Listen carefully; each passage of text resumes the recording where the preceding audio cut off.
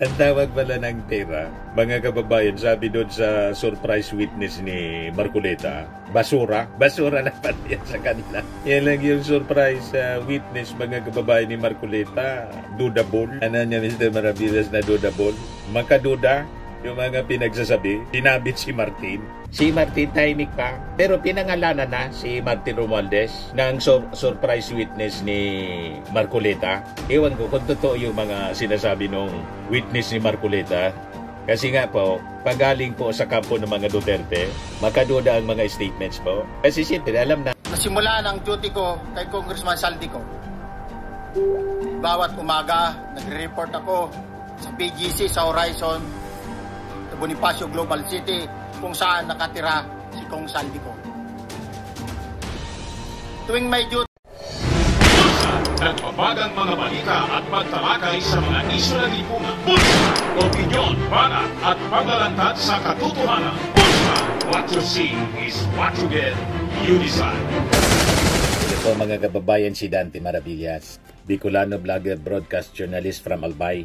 Yung mga pinangalanang bago, mga kababayan, na allegedly sangkot sa flood control scam, tumanggap ng mga milyon-milyong basura. Ang tawag pala ng pera, mga kababayan, sabi doon sa surprise witness ni Marcoleta, basura. Basura na pala yan sa kanila. Yan lang yung surprise witness, mga kababayan, ni Marcoleta. Dudable. Ano niya, Mr. Maravillas, na dudable?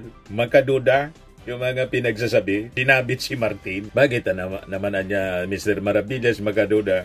Pagaling sa kampo po ng mga Duterte. Sabi nga dito sa amin, pagkampo ng mga Duterte, ang mga information na nilalabas talagang dapat mong pagdudahan. Sunado sa kasinungalingan po, ang kampo ng mga Duterte, kaya pag may iniharap sila na mga witnesses, di maalis sa ating isipan yung pagduda, na baka ang intensyon, guluhin ang investigasyon, isama yung mga kalaban nila sa politika. Pero pinagsalita, pinabuelo rin mga kababayan ni Ping Lacson para fair. Pero, siyempre, lahat ito for evaluation. At hindi ko mo inakusa, mga kababayan, yun na, kailangang isubstantiate yung mga aligasyon, yung mga akusasyon. At bigyan natin ng pagkakataon na makapagsalita din yung mga inaakusa. Nag-deny na po si Chis Escudero, si Nancy Binay, pati yung isang congressman.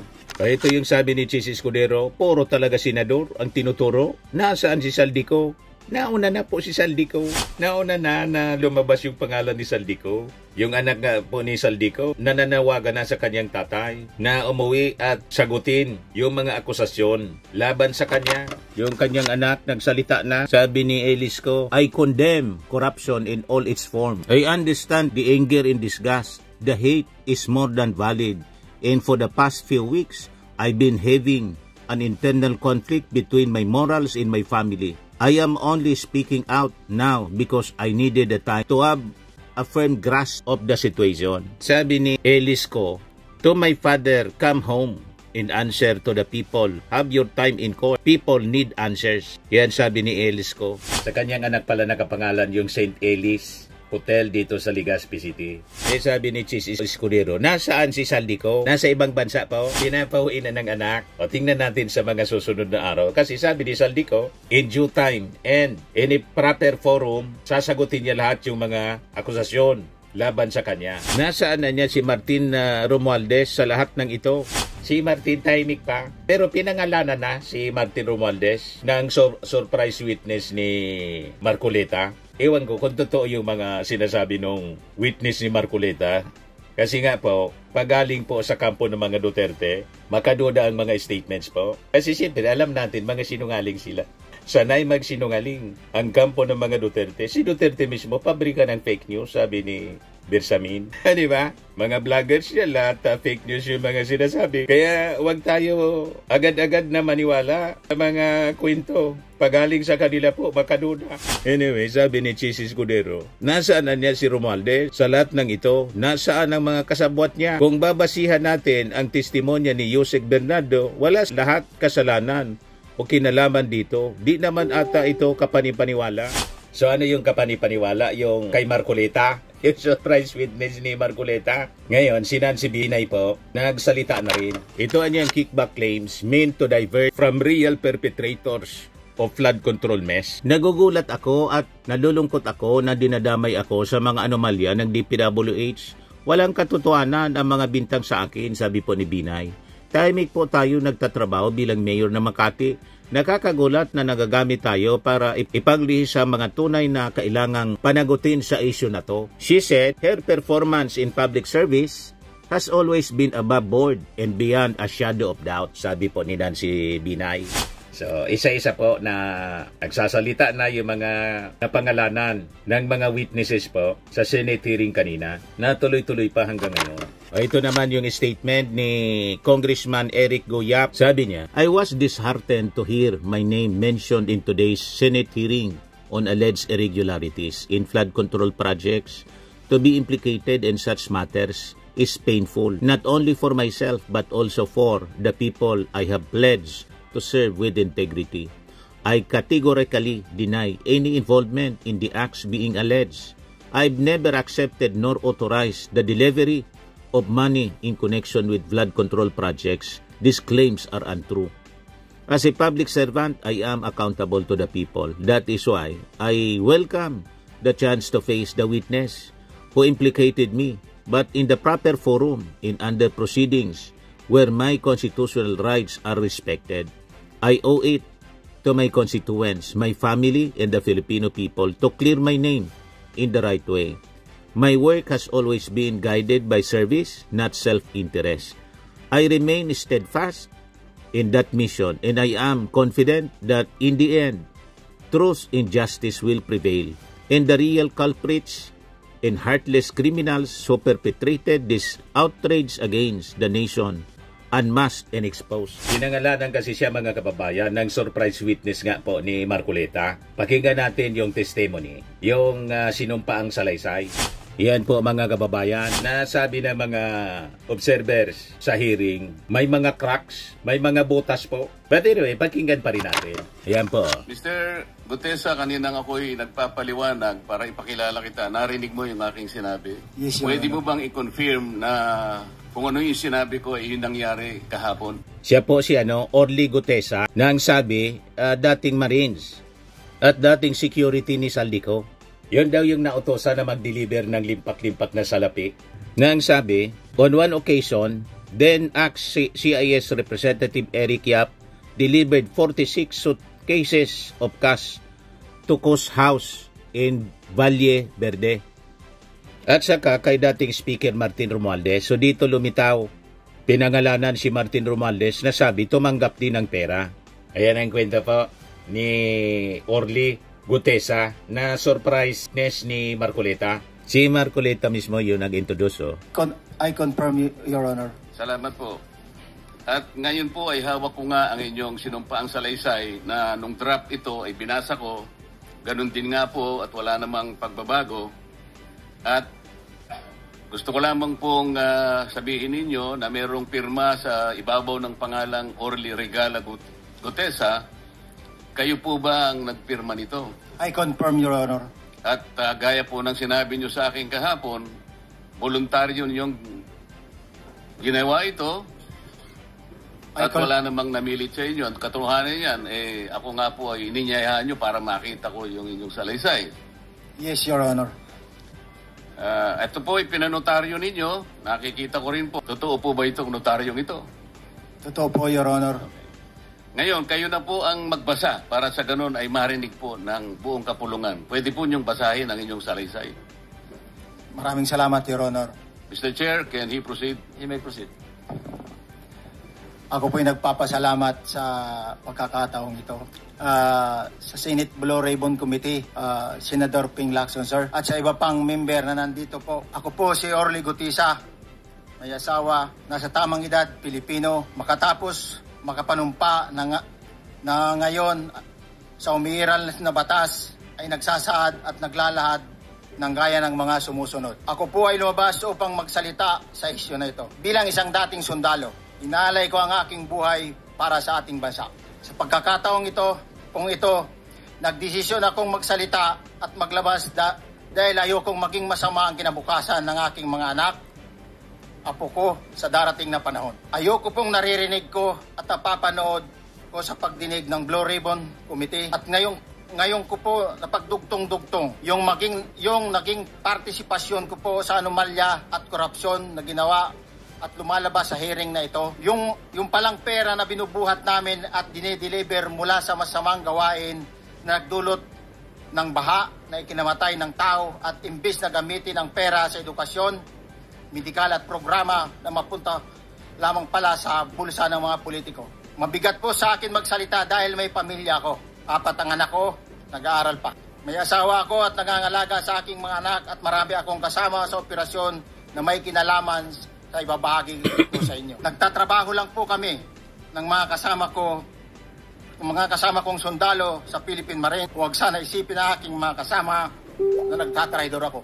Ako sa aming trabaho at pinagsamahan dahil pare-parehas kaming may pamilya at gusto lang naman naming ayusin ang kinabukasan ng bawat isa. Wala akong iniisip na kapahamakan para sa kanila, bagkus ang gusto ko lang maiayos ang kinabukasan ng bayan at lahat kami. Noong December 5, 2004, na-hire ako bilang security consultant sa Ako Bicol Party List or AKB kay Congressman Saldico. Nasimula ng duty ko kay Congressman Saldico.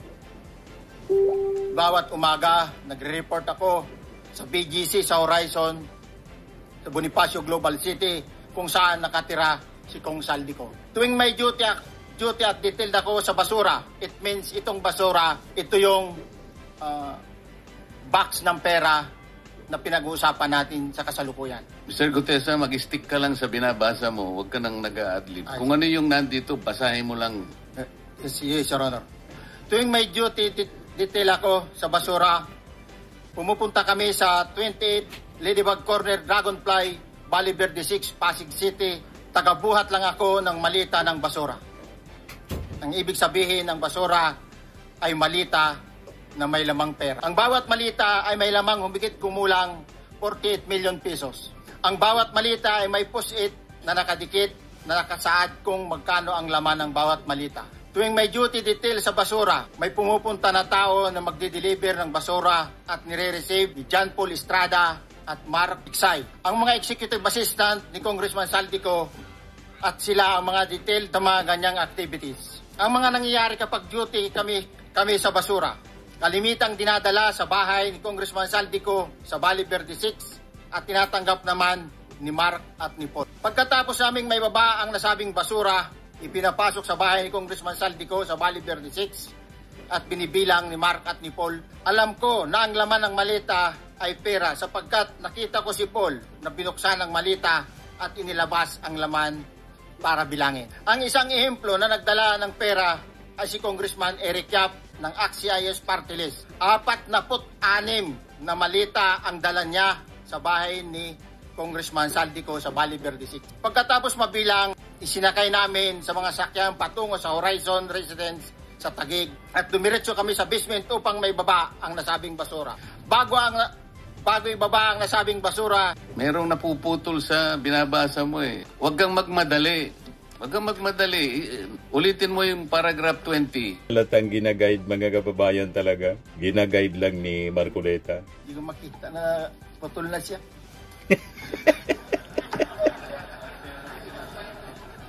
Malamang mga kababayan, may gumawa ng kwento niyan, pagkatapos pinapirman sa kanya, tapos malamang may binigyan din ng basura. Para hindi credible na witness ito?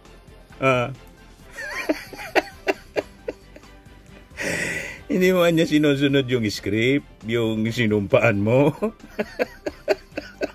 Tawanan sila.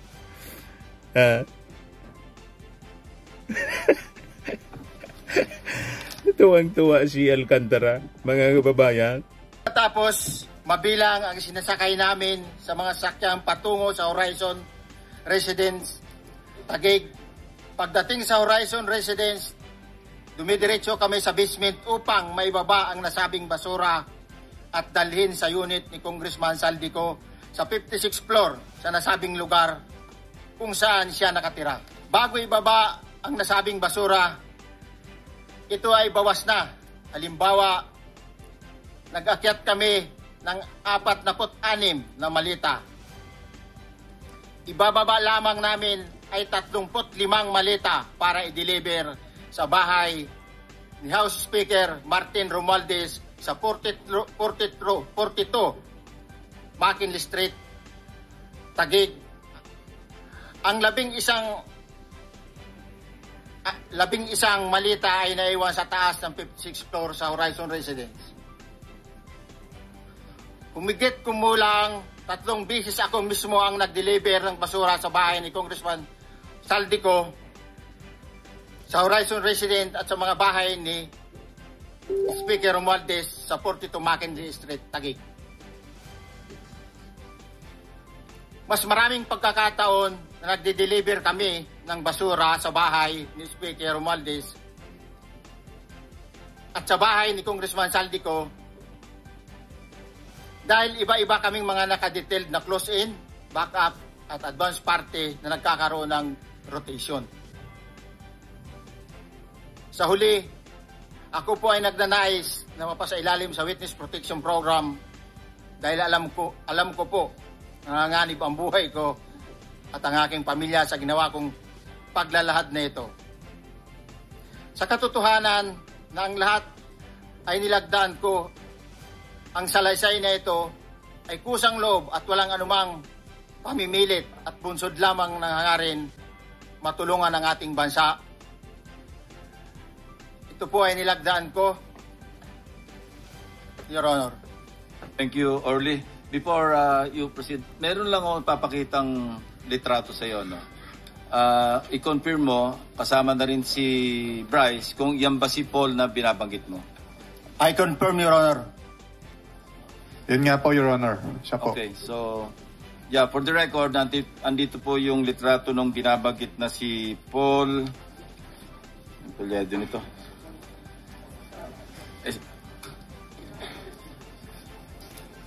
John Paul Estrada, di ba? Yes, Your Honor. Thank you very much. You may continue, Senator Maglayo. Thank you, Mr. Chair.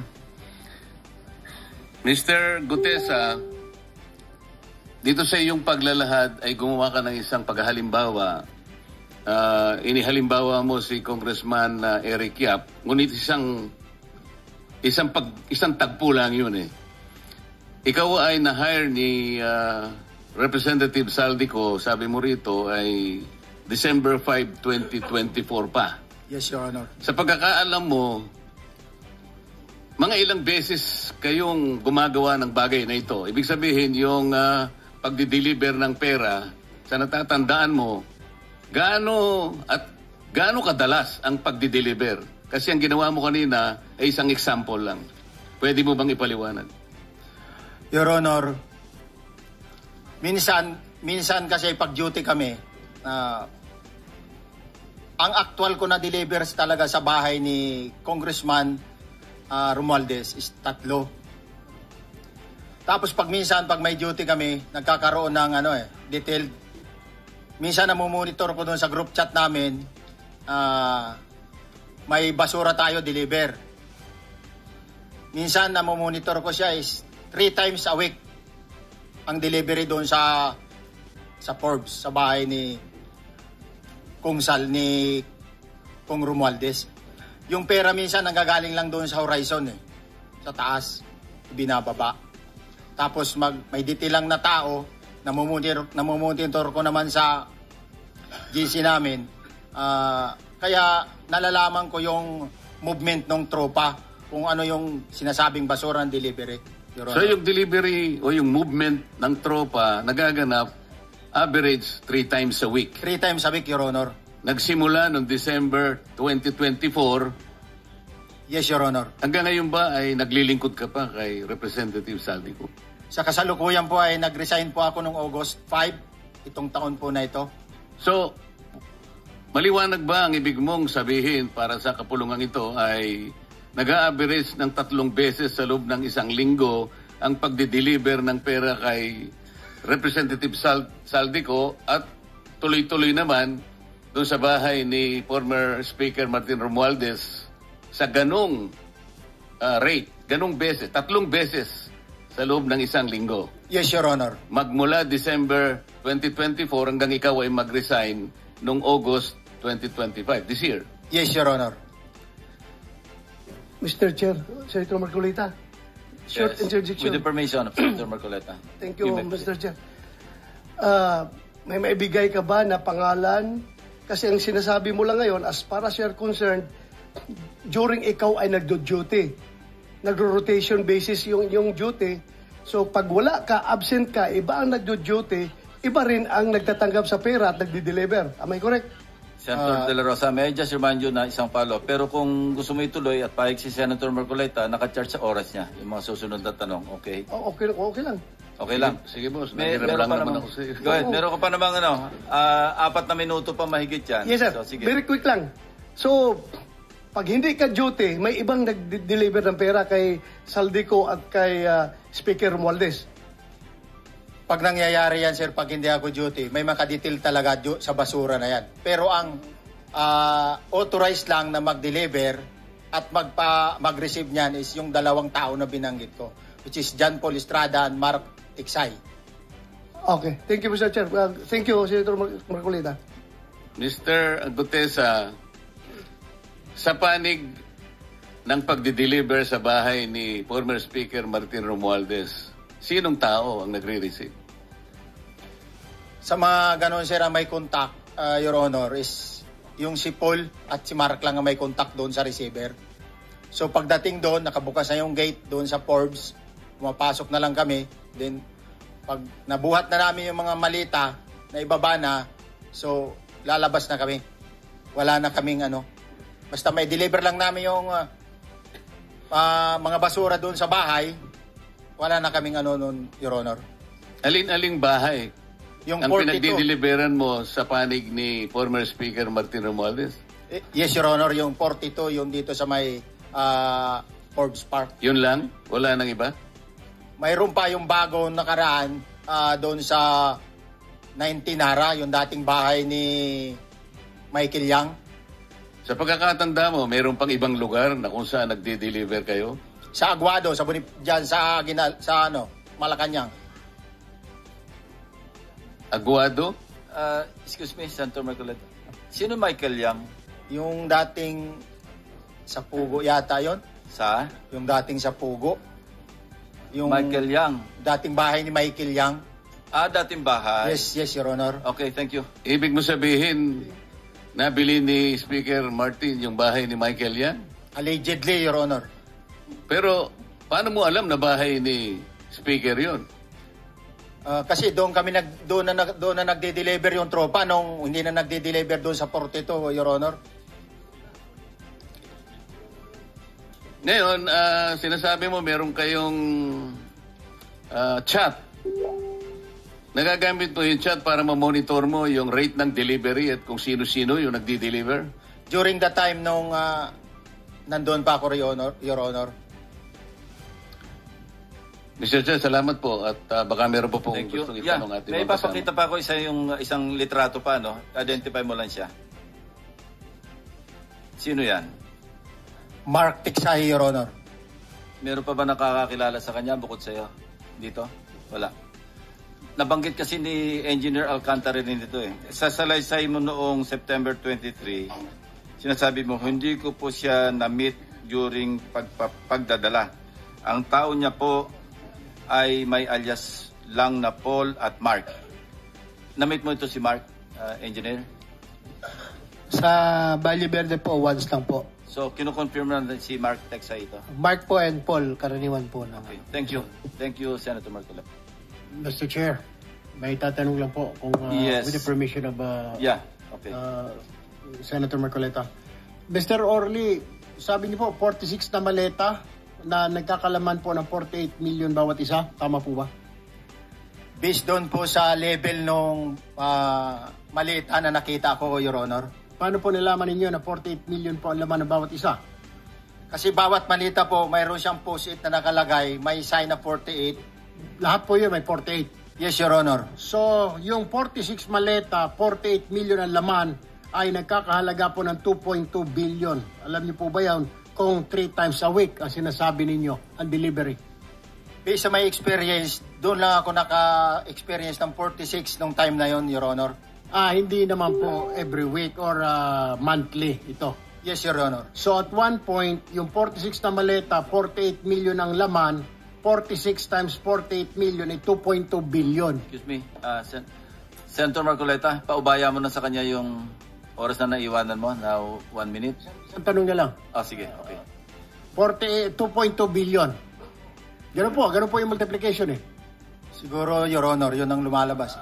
So one time lang po ito. One time lang po, yung time ko lang yan nung panahon na na-identify ko si Congressman Yap, Your Honor. Alright, maraming salamat po. Thank you. Yung paghalimbawa mo, kaya mo ginawa dahil yun ang pinakamalaki. Yes, Your Honor. Pero pangkaraniwan, dahil 3 times a week, mga ilan sa tingin mo yung karaniwang na i-deliver? Ilang maleta? Usually, pag nanggagaling na sa Horizon, na i-deliver na doon sa Forbes, minsan mayroong 15 or kaya 18 ang malita. Pero yung malalaking malita yon na nagre-rate yung bawat malita minsan, mayroong 48, may 50. Sa mga tweet, Mr. Gutes, pangkaraniwan, 15 to, Your Honor? Yun ang average, pangkaraniwan. Yes, Your Honor. Yung nabanggit mong nabigla ka sapagkat malaki, 48, yun lang kay Congressman Eric Yap. Yes, Your Honor. Yun ang time na nakita ko talaga yung ganung kabalk yung malita na yun, Your Honor. Mr. Chair, payagan nyo sana akong magtanong lang ng isang tanong kay Mr. Diskaya. Mr. Diskaya, naalala mo, nagkaroon ka ng supplemental affidavit na binasa mo dito. Medyo mahaba pa nga di ba? Naalala mo yung nakaraan? Ito yung supplemental affidavit mo. Yes po, Your Honor. Na may petsang September 23, 2025. Ito yung nakaraang hearing natin. Yes po, Your Honor. Napansin ko kasi nung pinakinggan ko tiningnan ko sa ating transcript, parang hindi mo binasa yung paragraph 30 na kung saan binabanggit dito yung DPWH Region 1. Chinek ko talaga kaninang umaga, nirecheck ko uli, hindi nasama sa binasa mo ito. Ano ito, nagkamali ka lang o... Your Honor, talagang hindi ko po nabasa dahil masyado na pong mahaba yung yung binabasa ko po. Hindi nga, sabihin mo na nagkamali ka lang, hindi mo sinasadya. Hindi po sinasadya. Pero dito po, wala rin po eh. Hindi nakasulong. Baka nakalimutan pong ilagay, kaya hindi ko po nabasa. Tsaka pinatigil po ako doon sa... Nakatigil... ito, sorry. Nagkamali po ng page. Ito po, 30 po sa Region 1. Meron pala. Oo nga, nandito yung paragraph 30. DPWS Region 1. Yes po, Your Honor. Pero nung checking ko yung transcript, hindi mo binasa ito.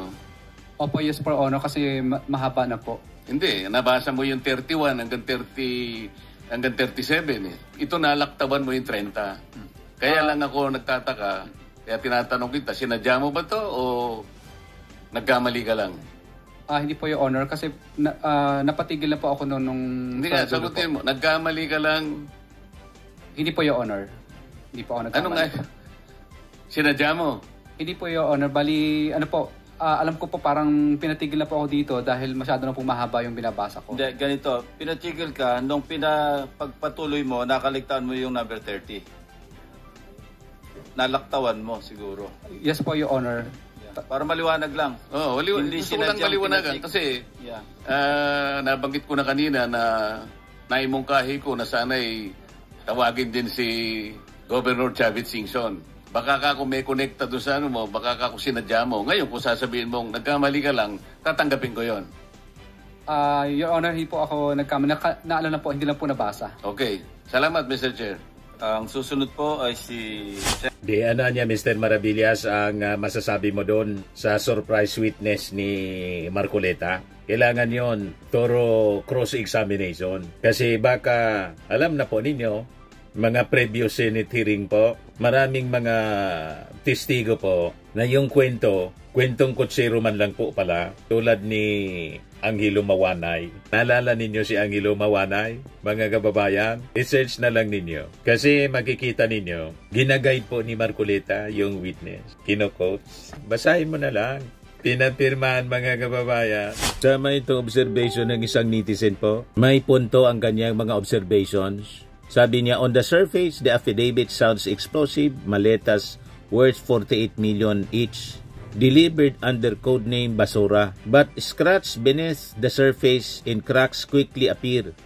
For one, Gutesa admits he came forward purely as a volunteer, motivated by personal conviction and a desire to connect Saldico to Romualdez. That in itself is telling. The witness positions himself more as a moral crusader than a direct participant with first-hand evidence. Second, the details are remarkably sparse. The only names he confidently gives are Saldico's executive assistants, a certain Paul and Mark. When pressed even by Marcoleta himself, Gutesa could not specify who actually received the alleged cash in Romualdez's residence.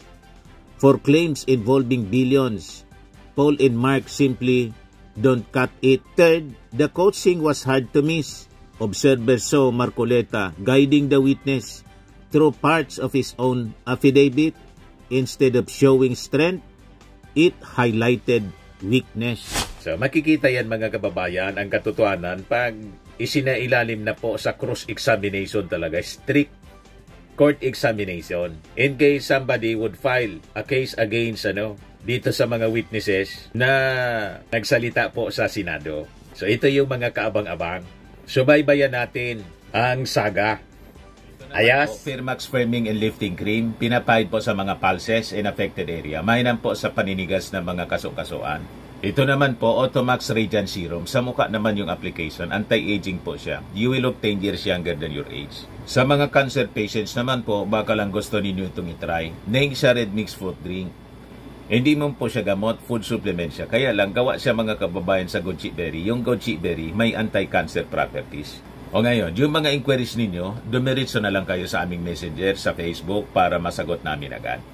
Ayos pa? Ayos na ayos niya, Mr. Maravilla. Sa mga nagana po ng malinis and spacious fitness gym, pumunta lang po kayo sa aming Colossal Fitness Gym. May Grab car rental din po kami. But anyway, ito po pala yung aming bagong product na binibenta online. I am worldwide amazing pure organic barley powdered drink mix from Australia. Negosyo to ng aking anak na architect entrepreneur Riz Maravillas. Ayan po. Kontakin na lang po ninyo siya, Riz Maravillas on Facebook. Ang mga health benefits niya, boost immunity, improves digestion, enhance energy levels, packed with antioxidants, prevent cancer. Ito naman po yung bago naming product na binibenta online. Eye Glow Serum, whitening po siya. Tingnan ninyo yung epekto sa aking anak na architect before and now. Yung mga inquiries po ninyo, dumiretso na lang kayo sa kanyang Facebook account, Riz Maravillas.